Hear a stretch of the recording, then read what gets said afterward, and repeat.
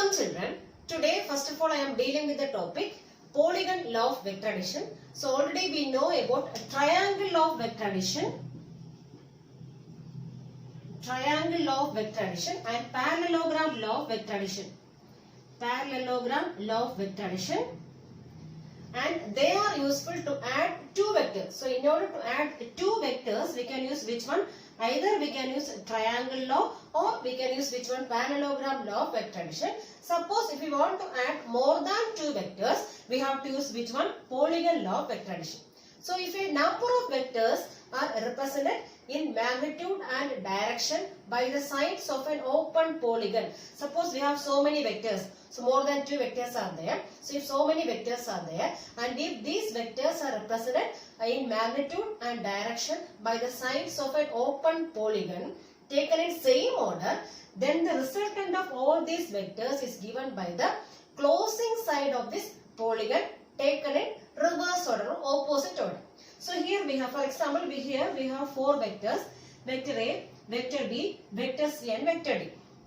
So we have to add all these four vectors. Okay. So what we are doing is we are representing all these vectors on the sides of an open polygon such that the closing side, final side, the closing side of this polygon, and that side is taken in reverse order, opposite order, and that side will be giving which one? The resultant of all these four vectors. Okay. So first of all what we are doing is, so here we have four vectors: vector A, vector B, vector C and vector D. So first of all I am taking one vector, vector OP, first vector. So vector OP, that is vector A. So this vector A is taken in one of the sides of the open polygon. So this is one side of the open polygon. Now what we are doing is we are moving all these vectors to this polygon and we are arranging all these vectors in such a way that head of one vector coincides with the tail of the second vector. Okay, so this is actually one side. This OP or vector A is one of the side of the polygon, and we are moving all other vectors to this polygon in such a way that, and we are arranging all these vectors in such a way that head of one of the vector, one vector coincides with which one? The tail of the second vector. Okay, so first one I have taken here vector OP, that is vector A.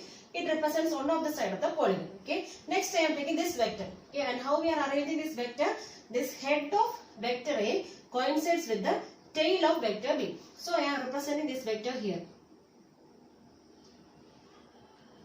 So this is vector B. That means vector PQ. Okay. So I move this vector, vector B, to the end of which one? To the end of this vector A. That means the head of this vector A coincides with the tail of which vector? Tail of vector B. Okay. The next step I am moving which vector? Vector C. So I am moving this vector C towards which one? To the vector B, such that head of this vector B coincides with the tail of vector C. So I am arranging this vector here.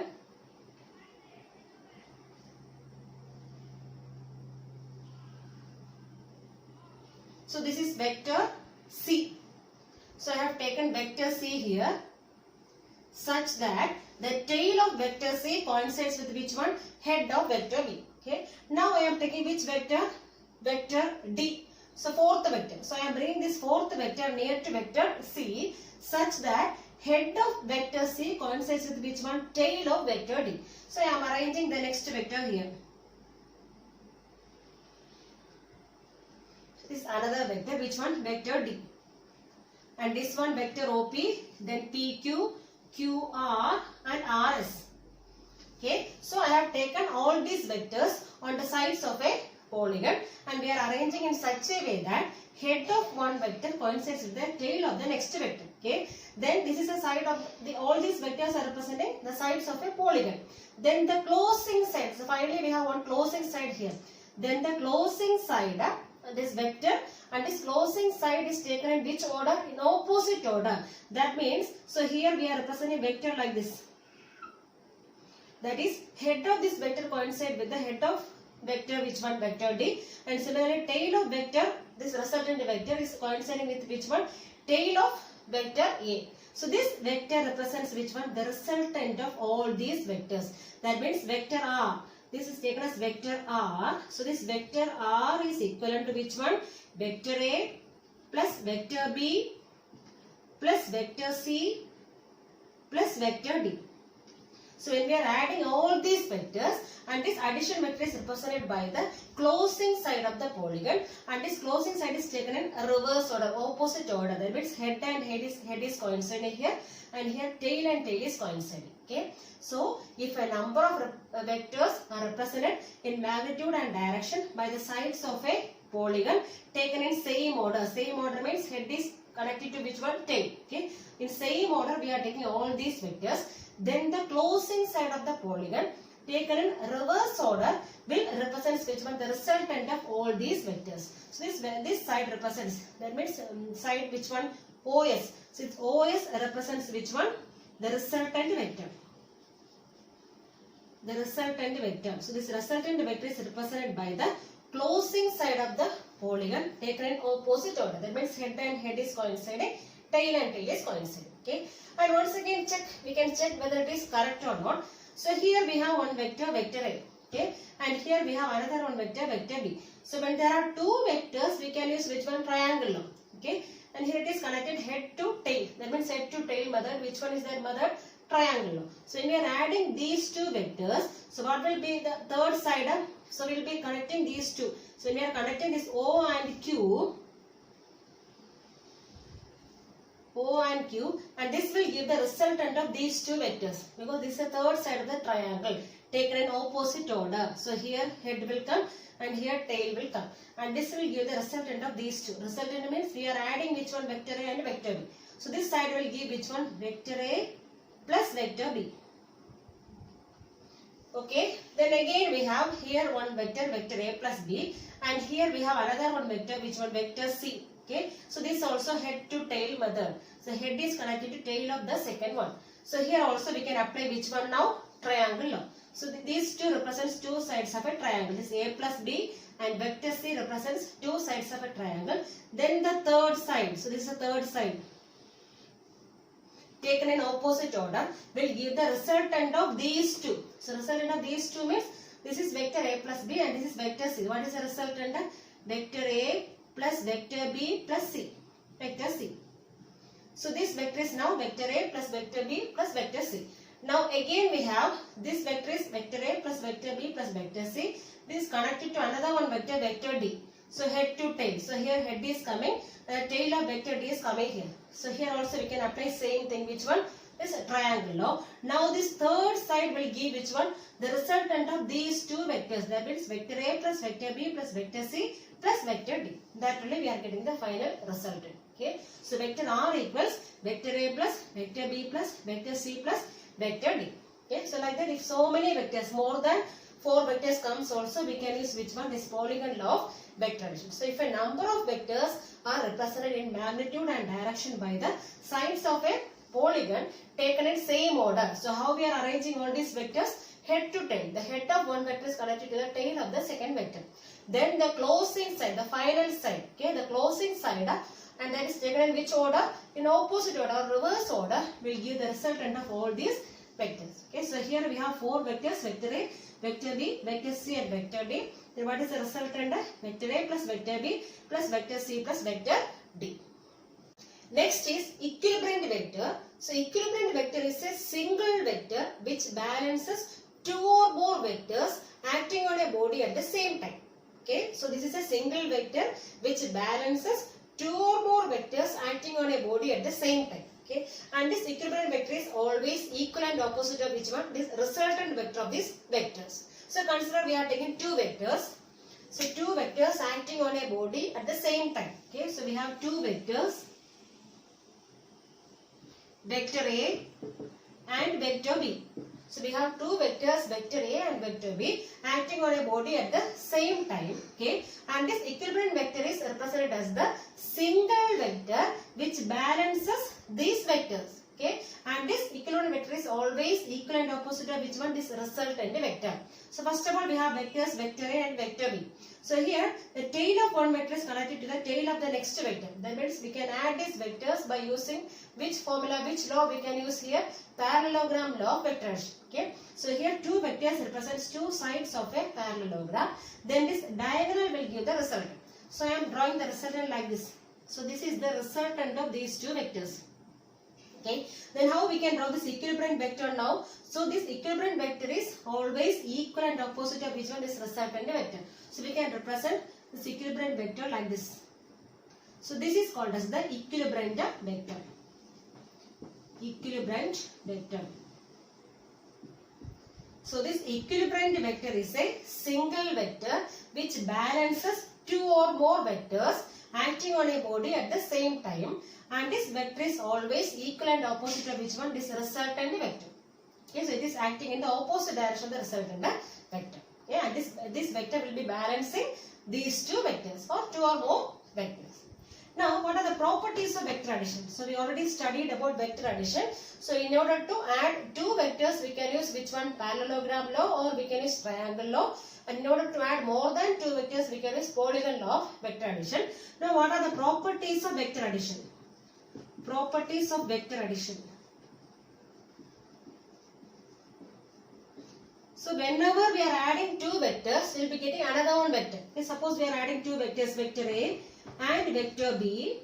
So, we will be getting another one vector, vector R, resultant vector. Okay, so when we are adding two vectors, we can use which law? Parallelogram law, or we can use which one? Triangle law. So, whenever we are adding two vectors, we will be getting another one vector. Okay, now the second one, commutative law. So, what is commutative law? So, commutative law. That is, suppose we have two vectors, vector A and vector B. So, when we are adding vector A plus vector B, and this must be equal to which one? Vector B plus vector A. So, vector A plus vector B is equivalent to which one? Vector B plus vector A. Okay. So, in both way we can add. So we can say that this vector addition is which one? Commutative. So, vector addition can be represented as commutative. Okay. Now, vector A plus vector B equals which one? Vector B plus vector A. Now, third one, associative law. Associative law. That means suppose we have three vectors, vector A, vector B and vector C. Vector A, vector B and vector C. Then how we can add these vectors? So, first of all we can add vector A and vector B. Then we can add which one? Vector C. Otherwise, first of all we can add vector B and vector C. Then we can add which one? Vector A. In both way we can add. That means vector A plus vector B plus vector C is equal to which one? Vector A plus vector B plus C. That is called as which one? Associative law. Okay. So, vector A plus vector B plus vector C equals vector A plus vector B plus vector C. So, these are the properties of vector addition. So, first of all, whenever we are adding two vectors, we will be getting another one vector. Then second one, vector addition is commutative. That means vector A plus B is equivalent to which one? Vector B plus A. Then third one, associative law. Suppose we have three vectors, vector A, vector B and vector C. Then how we can add these vectors? So, either we can add a vector A and vector B. Then we can add vector C. Or we can add vector B and vector C. And then we can add which one? Vector A. So, vector A plus vector B plus C equals vector A plus B plus vector C. Okay. Now, we have to study about subtraction of vectors. Suppose we want to subtract vector B from vector A. That means we have to find which one? Vector A minus vector B. Okay. So, the subtracting vector B from vector A is equal to which one? So, that means vector A minus B we have to find it. So, subtracting vector B from vector A is equivalent to which one? Adding vector A with minus vector B. Okay, so vector A minus vector B. That means subtracting vector B from vector A is equivalent to which one? Adding vector A with a minus vector B. So this minus negative vector B we are taking, and we are adding this vector A with minus vector B. Okay. So for example, I will be drawing a diagram. Suppose we have two vectors, vector A and vector B. So this is vector A, and I am representing vector B here. So this is vector B. So this is head to tail method. Now we know this third side will give which one? A plus B, vector A plus B. But here we have to find which one? Vector A minus B. That means we have to add vector A and minus vector B. So vector A we have here. Okay. So this is vector B. Suppose I am taking negative of this vector. That means here this side. So this will represent which one? Negative of vector B.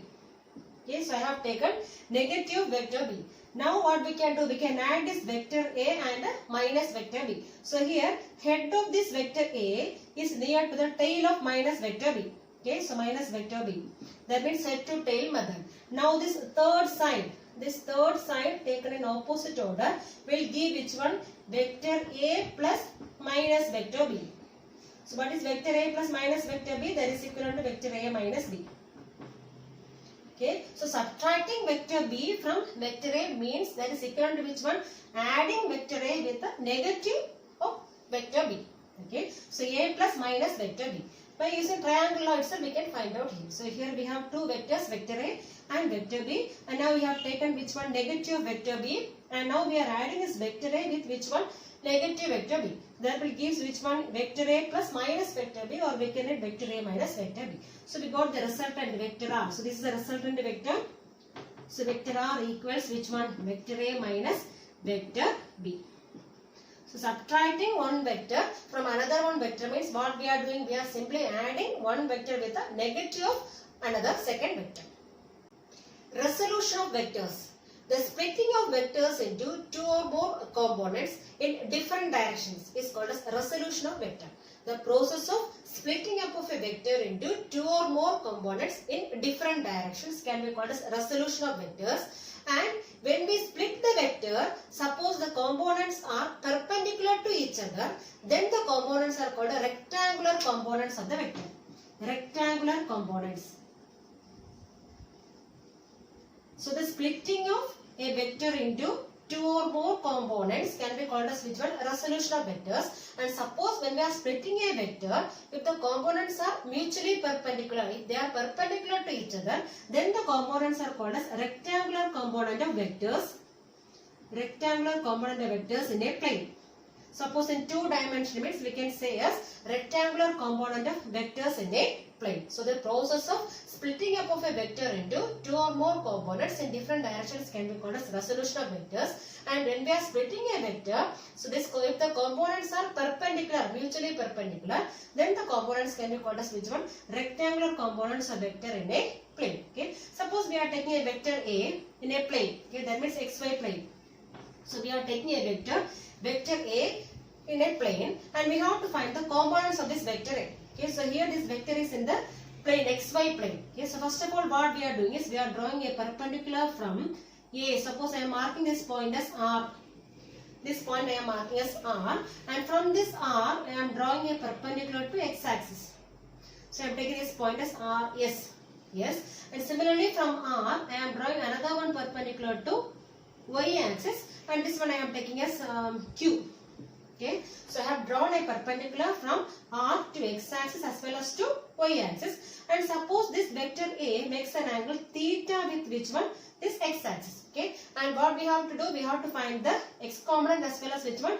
Y component. That means we have to split this vector into two components. So for that, first of all I am taking cos theta. Here angle is given as vector A makes an angle how much? Theta with the x-axis. So from this triangle ORS or OSR, so from this triangle I am finding which one? So from triangle OSR, so I am finding cos theta. So cos theta I am finding. So what is cos theta? Adjacent side divided by hypotenuse. So what is adjacent side here? OS. So OS divided by what is hypotenuse? A. So this A is the vector. This modulus of vector A is taken as how much? A only. So magnitude of vector A is taken as A. Okay. So A. Okay. And here what is OS? This OS is actually the x component of which one? A. Okay. This vector A we are splitting into two components because we are keeping this vector in which plane? In xy plane. So we are splitting this vector into two components as x component as well as which one? Y component. So along the x direction this component can be taken as AX. So this one I am taking as AX and this one I am taking as AY. So here AX represents the x component of which one? This vector A. Okay, and similarly AY represents the y component of which one? This vector. Okay, so here I am writing as instead of OS what I can write now? AX. That is x component of which one? Vector A divided by A. So from this what is AX? AX equals A cos theta. So we got one component of which one? This vector A. Okay. Similarly, we have another one component in which direction? Y direction. So for that, what I am doing is I am finding sin theta here. So from figure I am finding sin theta. So what is sin theta? Opposite side. Opposite side is how much? RS.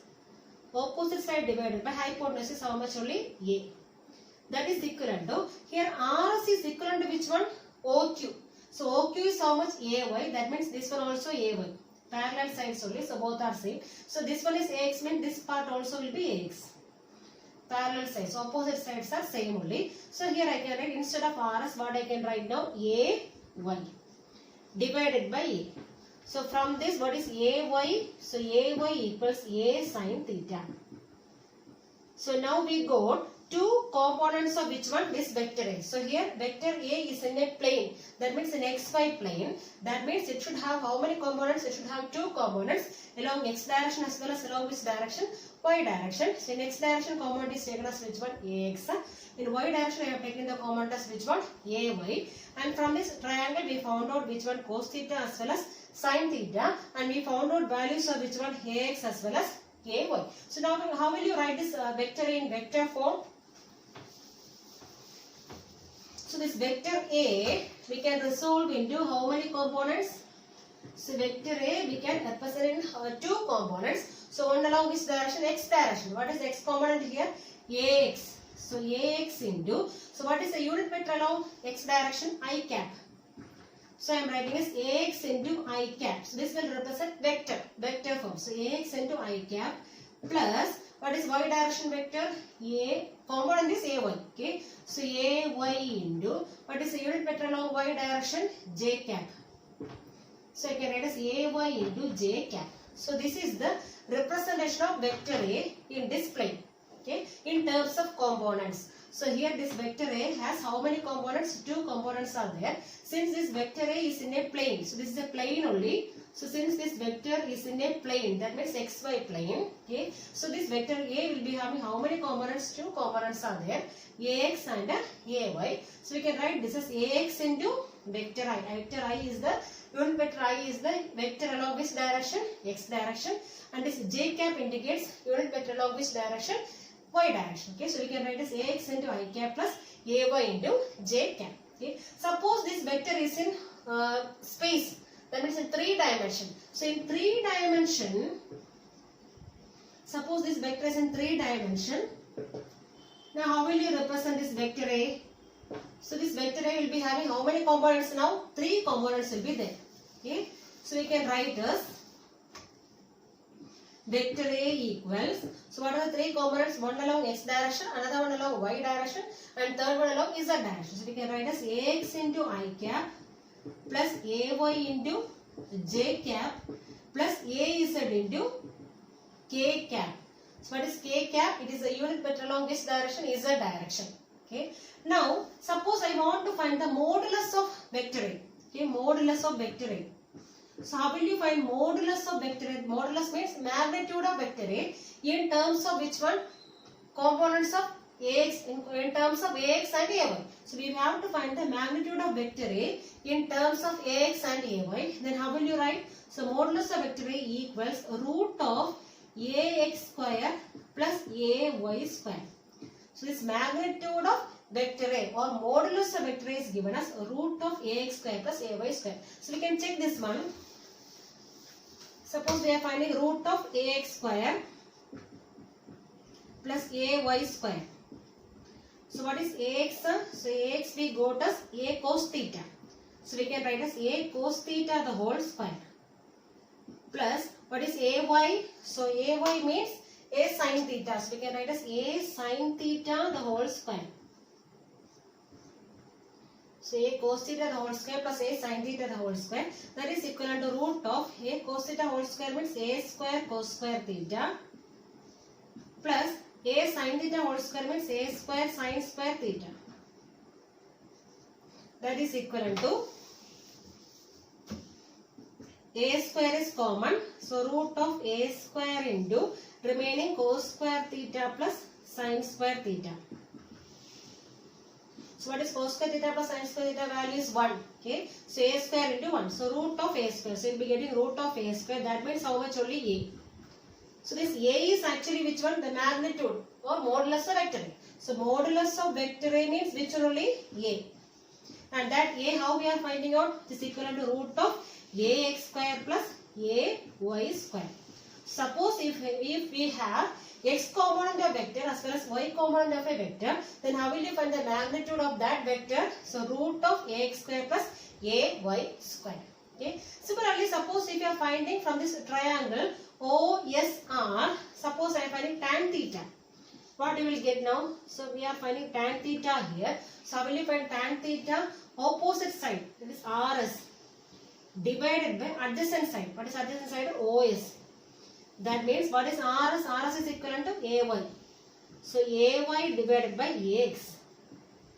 Suppose if we want to find the angle theta, so how will you find theta? So tan theta we got as, so tan theta equals AY by AX. Or from this, what is angle theta? Theta equals tan inverse AY by AX.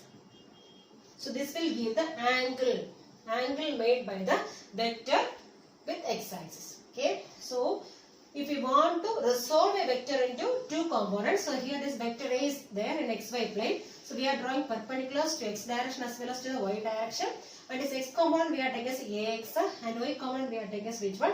Ay. And this vector makes an angle theta with the x-axis. So from the figure we are finding cos theta as well as sin theta. So cos theta means adjacent side by hypotenuse. That means ax by a. So from that we are getting ax as a cos theta. And similarly we are getting ay as which one? A sin theta. Okay. Now how will you represent this vector in terms of components? So vector A equals ax into vector unit vector I plus ay into unit vector j cap. So this is the representation of a vector in terms of which one? Components. Okay. So here we have two components along x as well as y direction. Suppose in 3 dimension means we have how many components? 3 components are there. So we can write as vector A equals ax I cap plus ay j cap plus az into k cap. Then how will you find the modulus or magnitude of vector A? Root of a square plus ay square. Suppose in 3 dimension, how will you find this modulus? Root of a square plus ay square plus az square. Okay, z also will be coming. Then how will you find angle here? Tan theta equals ay by ax. So from this, what is theta? Theta equals tan inverse ay divided by ax. So this is the resolution of vector.